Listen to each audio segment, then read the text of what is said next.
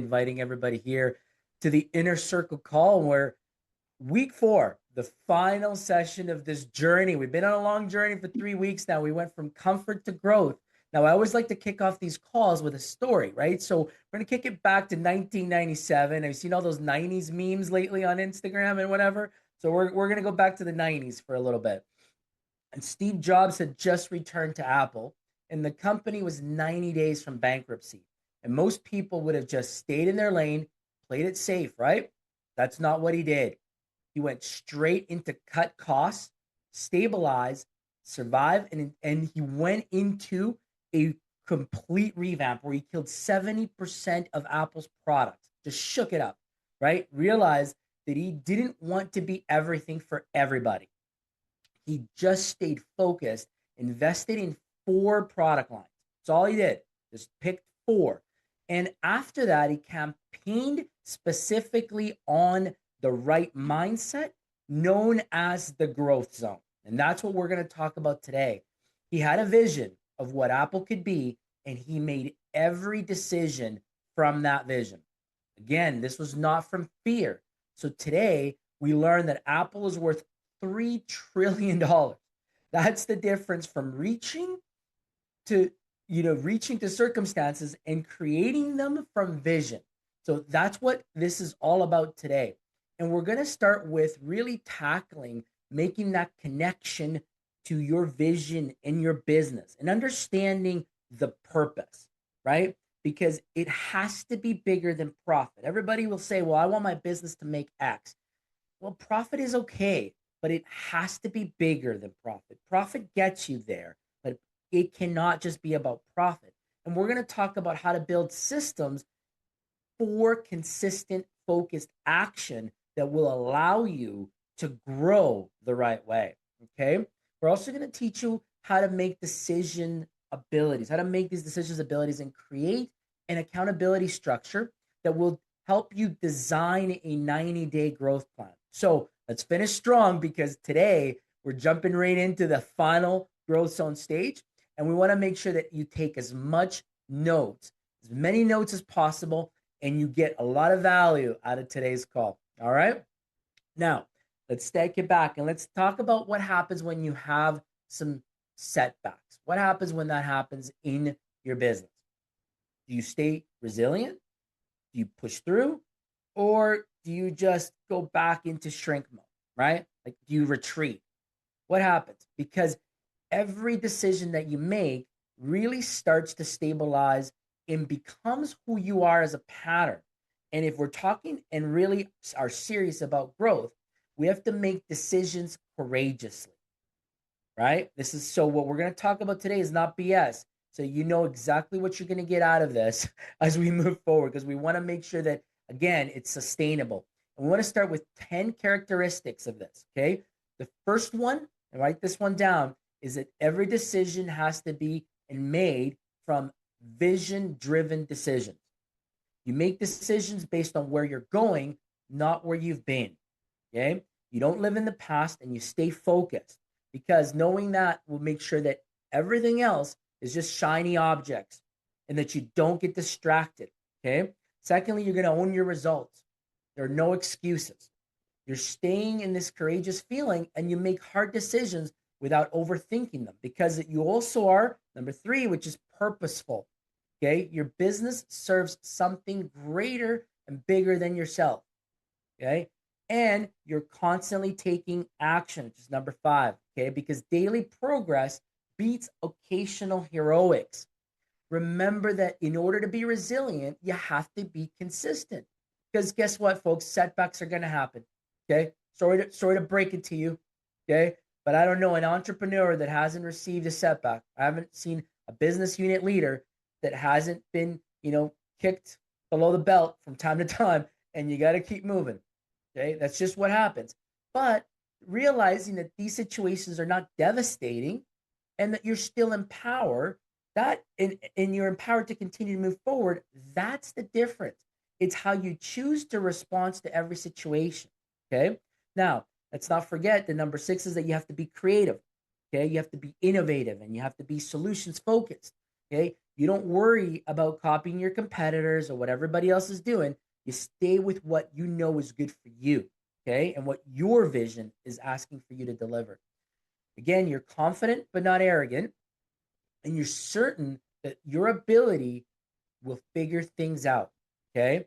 That's the understanding of what truly requires you to get into the right focus of mind in this growth zone. So as we recap this journey, I want to take it back from the folks that haven't been here before, that missed out on the few weeks, but we went from week one, which is, as Alan said, was the comfort zone. In the comfort zone, you identified what was holding you back. What were the things that kept you on the sidelines, right? And we helped you calculate the cost of staying comfortable, because there was a cost. The longer you stayed in the silence on the bench, you were missing out. You missed out on opportunities. Remember that? We talked through that. Then we moved into week two, which was the fear zone. There you learn to act despite being scared, because we're human. We're going to be scared, right? We're going to hear some things that are going to frighten us a little bit, but we know that that weird feeling is okay. It's going to help us push forward. Sorry, folks, I got a bit of a cough here. Been fighting it for weeks, but it's coming hopefully to the tail end. I'm drinking some water for you over here. Thank you. Yeah, appreciate it. So, as I was saying, we pushed through that second week and understanding that there's a fear ladder. And in that fear ladder, it allowed you to understand how to climb through it and prioritize and know which zone you needed to be in to go from comfortable to move into that third zone, which was the learning zone, where you committed last week to really moving through and acquiring a new skill and seeking feedback, right? Because once you became comfortable with a new skill and hearing it through, now you're truly ready for that growth zone. So, as we talked about earlier today, we talked and started with Steve Jobs, right? He started Apple 1997, company was almost bankrupt, and he stayed focused. But you know what's crazy in how he did this is that he put that vision thing out into the universe. And every decision filtered through it. Now, how do you get to that vision, right? As we business owners and unit leaders start to think about, how do we define that compelling vision? And it starts simply with a 3-year plan. This is an easy exercise that I want us all to start with, okay? And I want you to ask yourselves, 3 years from today, what does success look like in my business? Now, I want you to be specific about answering this question. I want you to write down the revenue number, the team size, the impact that your business provides and serves, your lifestyle, okay? I don't want this to be just a business metric.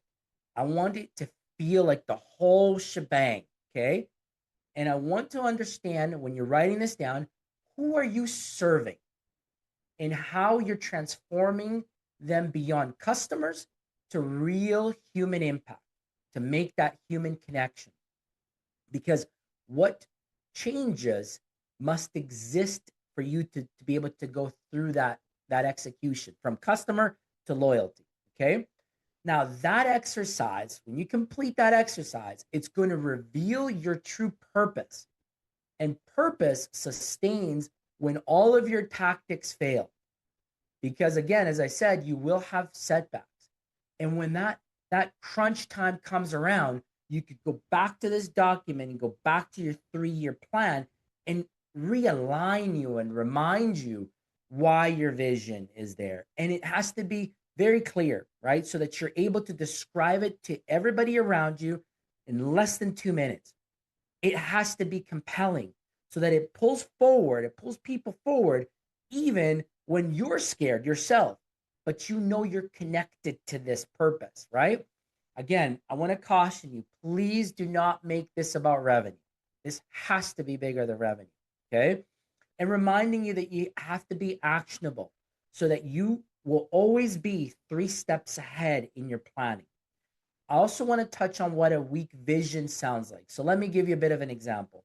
I hear business owners describe to me their vision. Sometimes they say, I want a successful business that will give me $3 million a year in revenue.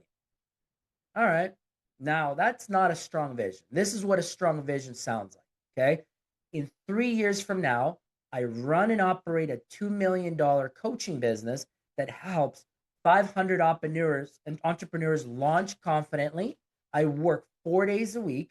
I travel quarterly, and my kids see me building a successful business. That is what a true vision should sound like. Okay. Something that is meaningful, that is different, that is passionate. Okay. Now, again, it's got to be motivating, because when that purpose pushes you through, it's going to be that one thing that's going to align your entire team. Because if it's just profit will only get you started, like I said before, but that fades because it starts to become now the new shiny object. However, purpose keeps you going, and that purpose will also help you attract and retain the right people in your business. And like I've seen this where it's crazy, but when the purpose is aligned with core values, man, it makes those decisions so much easier. And we have a bit of an exercise, for you as well here, as we know, we like to give you some tools and make sure that you get it and that you are able to apply it. So you might be saying, well, that's great. Well, how do I really get to that purpose? Let's start with this. Ask yourself this exercise, these 5 questions. Okay. Why do you want this business to succeed? Write that answer. To make money? I'm sure, right? Why does money matter? Okay. Now, if your answer is freedom, sure, that's good. Why does freedom matter? Okay, to spend more time with your family? Okay, I get it. Like we all want to spend time with family. Why does that matter? Okay. I want you to ask that like through the cycle really 5 times, asking the why your business matters to you until you get to that breakthrough cycle. Okay. And you can actually answer it. Okay. And I'll give you an example of one that I'm talking about where I had an entrepreneur say to me after we did this, he said that he wanted his business because he was sick of being an absent parent to his family. That was his purpose was why he wanted his business to succeed after we got down to the bottom of it. And I was like, okay, now you found your real purpose. That is exactly what you want that will help motivate you through all of this. So continue in that exercise, asking yourself why. Don't be shy. This is going to be for you to reflect on later, but be truthful. Okay. Go as deep as you can with your answers and keep it honest, because the fake stuff is going to deter you the wrong way. It will not motivate you for the long haul. Okay. Now, also asking, after you get to the very bottom of it, ask yourself, does this advance my goal, my company in the right direction? Once you get to your purpose, does it advance my business in the right direction? Okay. Now, I know you might be feeling a little bit overwhelmed with some of this, but that's okay. We're going to give you 90 days. You're going to have lots of time to do all this exercise, okay? But it's important for you to start to get you going on the purpose of this exercise, because it's in this that we will build out what truly will help you in your growth zone. We talked about vision, finding purpose, finding your 3-year goal, outlining the why you're in business, and really defining that 3-year goal and strategy to making it now sustainable through what we call a 90-day process. Okay, 90-day review. I don't want to stick to annual goals because those are just too far out there. And we don't want to talk about weekly goals because they're just too tactical. They're always going to be in front of you. So you want to really establish these for quarters, breaking down a year for specific quarters. Quarter 1 is focus X. Quarter 2 is another focus. Quarter 3, etc. Breaking it down so that every quarter specific, again, to your vision and your goals that you've set out earlier in this discussion. Okay. So let's break it down for you just to make it simple. A quarter one goal may sound like this: you launch your minimum viable offer. That's what you work on. Whatever your offer is going to be, you launch it, you perfect it in Q1. Okay. In Q2, you now move to starting to get your first paid customers. That means you start to go to market. That's your goal through Q2 is market launch. Okay. In Q3, you systemize your delivery of your product line or your service. And in Q4, after you've gone through all those learnings, you're ready to scale. And now you're into the marketing component of how you're going to take this to growth, right? Now, remembering it's the one thing that is the priority per quarter. Don't try to do everything at once, because that's not going to be consistent and successful growth. It's actually going to pull you in different directions. And that's where I see many teams fail. Okay. Now, it's all good. We're building out the system on how you grow organically and sustainably through a growth zone. But there's one key element that's missing here, and that's accountability. You need an accountability system. Now, this system has three different levels. Okay. And I want to start with, okay, the first one is it's a framework. And we've talked about this in the past, but that framework has to be really set for you to understand what this looks like. So we want to make sure that you have key performance indicators, KPIs, or your monthly metrics, however you want to name them, but you have to have a number, a target that you are checking in with regularly to make sure that you're moving forward towards your vision. Okay. Now you want to simplify this. So you want to establish a very basic tool, however you want to scorecard this, but create a checklist that allows you to have a cadence of review on your metrics. Okay. And the other accountability metric that I have found very successful, and it's kind of weird, but I'll share it with you because some people are comfortable with it, some aren't, but I encourage people to do this. And I've actually seen it be very successful in partnership entrepreneurs. And that's a weekly check-in with your business partner. Okay. And if you don't have a business partner, find a community like us where you can come in and have some accountability check-in points.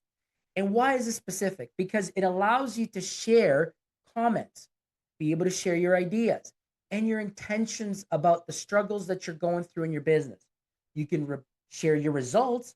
You can talk about what's working, what's not working, and you can open up to that partner so that they're able to give you real feedback and ask you if you did it the right way or not, right? Someone that's not going to BS you. Someone's going to call it out and tell you the truth, because that's something that a lot of people miss and forget. They try to do things quietly and not have that soundboard to provide them some honest feedback and that strategy that they may need from a different perspective. So it's important. Those are two accountability tools that I wanted to share with the group. Okay. Now, as you get comfortable with those, then there's the third level. Okay. And this one's called public accountability. This is where you announce it to the world, right? You might announce this publicly. Maybe it's social media.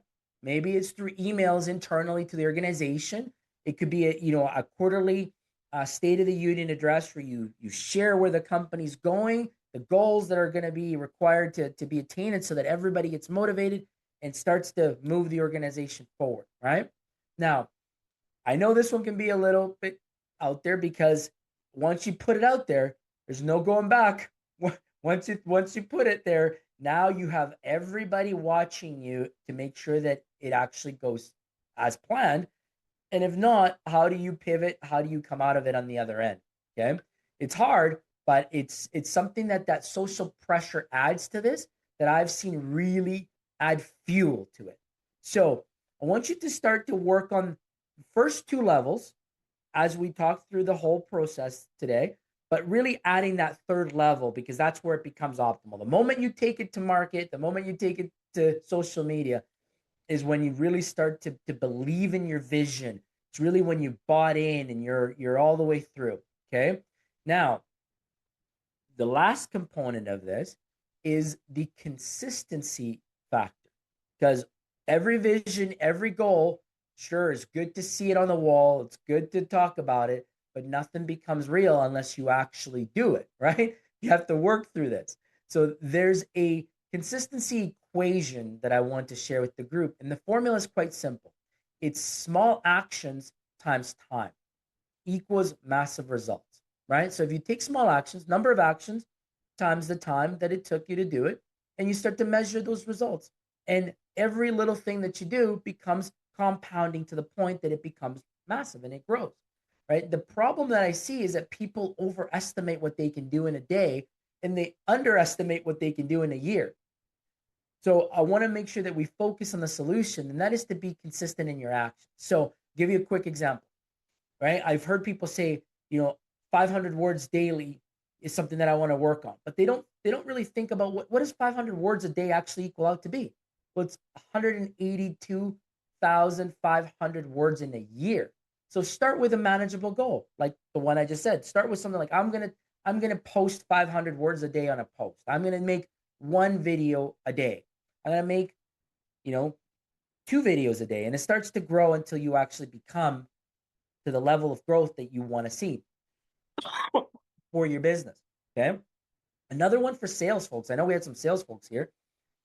One sales call a day equals 365 a year? Pretty simple, right? But what if you take 50 clients now and you do 50 calls a day and you start to just focus on the 50 calls a day, not that massive number at the end of the year, right? Everybody always starts with the end in mind, but break it down to simple, actionable plans that will get you to your ultimate goal. And this is where tackling it from this perspective makes it so easy, makes it attainable. But what's more importantly is that it makes it clear for what's non negotiable. And that non negotiable action and commitment that you must make to do this every single day. Because it's a lot easier to say, man, I just won't get to the 1,000 calls that I have to do this year. But you could get to the 3 to 5 calls a day. Like there's no backing out to that one because it's smaller chunks, and you could certainly do that. Okay.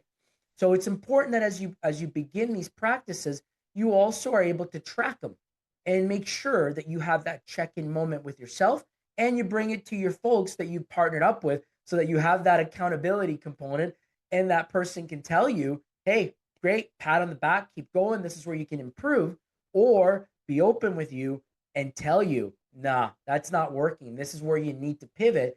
And again, be open to that feedback, because that's what it really takes. I've seen that a lot of people just shy away from being open to that growth and sharing their experiences with others and their numbers. Okay.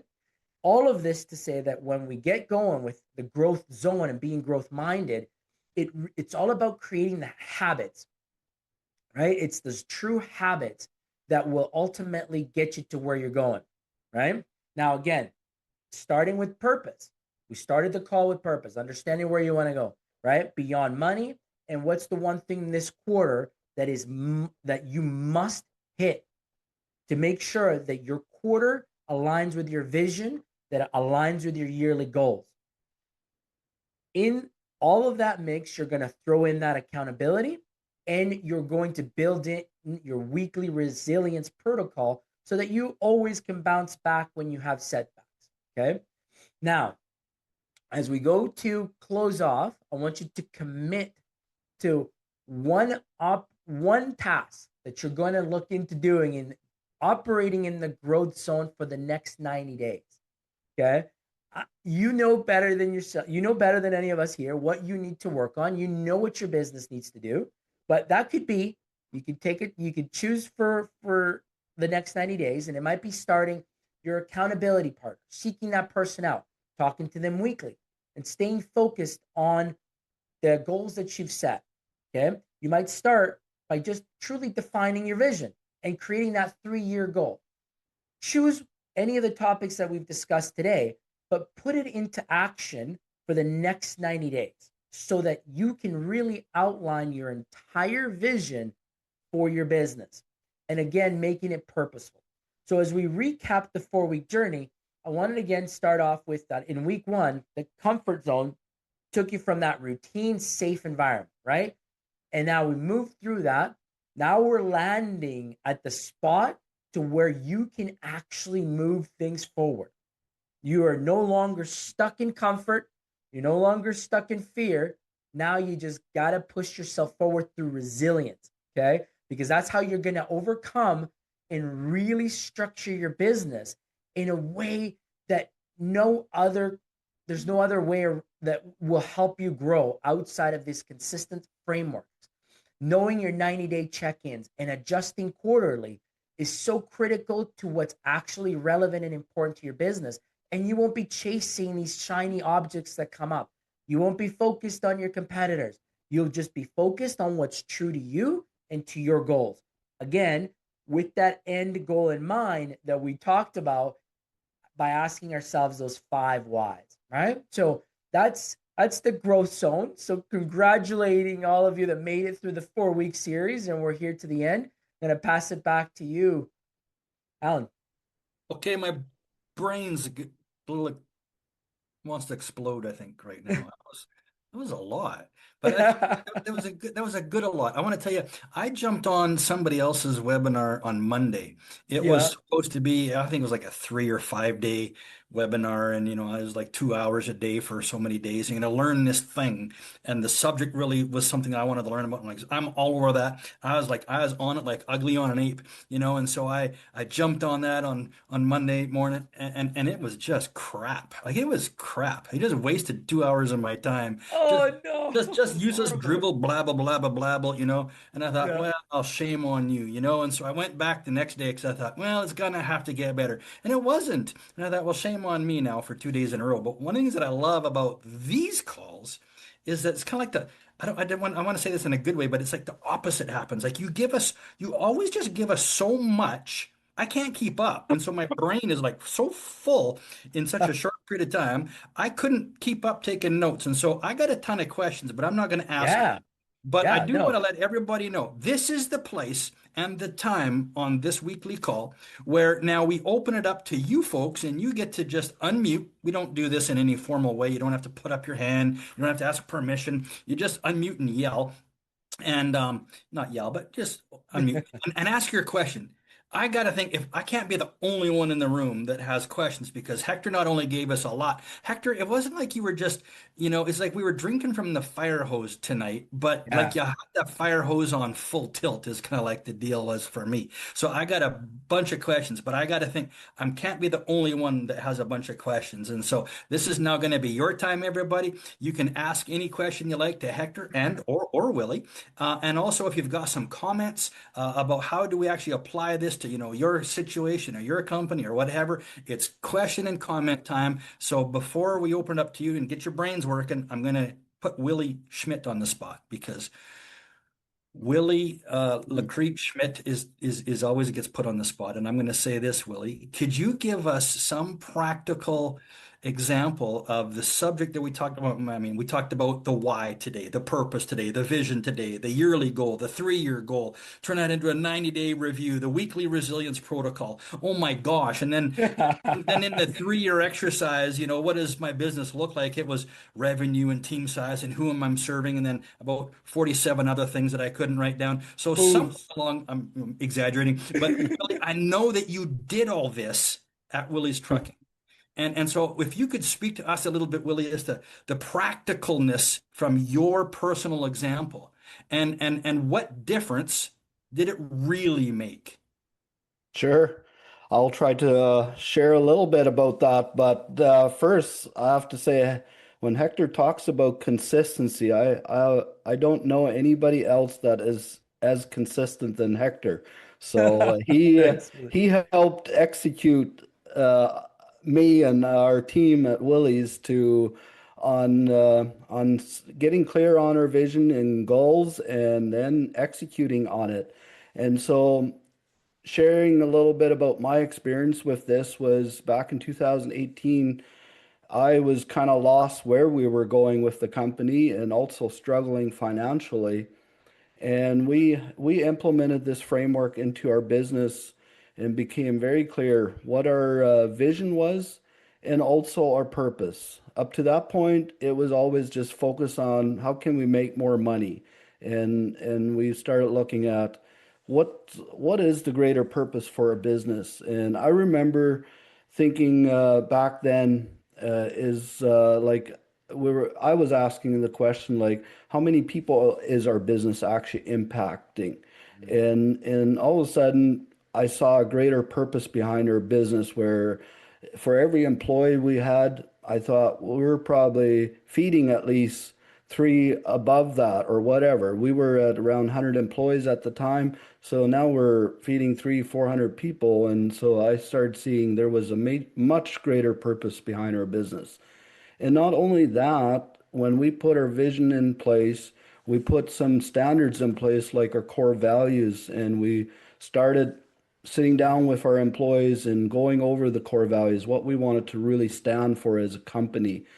And now it was also where I realized we're not only making an impact financially into our employees, it was we're actually helping our employees become better at their job. But I would hear sometimes what they learned at work, it was actually helping them at home as well. So now all of a sudden there was a whole nother level of purpose tied to our business. And when we started doing like the 90 quarterly planning session, we would do that religiously every 90 days. We would book a full day in our company. That's all we did as a leadership team. Plan out the next 90 days. Also look back how we had gotten to the last 90 days. And then I would make a video and like what Hector talked about, where it was kind of this is what we have accomplished in the last 90 days, team, and this is where we're going the next 90 days. And we would text that video out to every team member, just saying, this is the plan, this is where we're going, and we want everyone to be aligned with where we're going. And I just remember the team environment, that the culture, how big of a shift it was. Like it was literally from night and day different how we were operating after we implemented this framework. And it wasn't rocket science. It was just some simple process. So that's what Hector really went through today, and we literally changed our bottom number by almost $2.5 million over a 15-month period, I think it was. And it was literally just getting our team aligned and focus on the right stuff. So I'll leave it there. Ellen, turn it back to you. Hey, you're like reading my mind somehow. But now we know Hector's middle name. So yours is Willie Lacrete Schmidt, and Hector's is consistency. Hector Consistency Alvarado. There we There go. you go. Anyway, I was going to ask you, Willie, because I think all of us on the call, we're of the same mindset. I mean, otherwise we probably wouldn't be on this call, where we understand that there's realness to purpose and vision and goals. And sometimes we sneak the word mission in there. And yeah, core values and those guiding principles. We have those things, or we got to have those things. But sometimes for a lot of people, they're just sort of airy fairy fluffy words, and they're nothing more than just a pretty plaque on the wall. But when we can get what's on that plaque off the wall and kind of married into the hearts and minds of our team, things really change, and it changes businesses, and it changes companies, and it changes people inside of those companies. And I was going to put you on the spot and ask you, like, don't you dare tell me what you think I want to hear, but is there an actual ROI, money ROI to this stuff? And you said 2.5 million increase over 15 months by doing what we talked about today. Did you say that right? Absolutely. And that's so important. This isn't just, motivational fluff. This is turns into real dollars and cents. So I love that. Now I'm going to shut up and I'm going to turn it over to the Zoom room. So time for your comments on anything we talked about today, or maybe a question you might have about anything we talked about today, or maybe it's even a little bit more specific. How do I actually implement this in my business for my team and my situation? I'm going to let you, whoever wants to go first, I'm going to give you 4 seconds to chime in.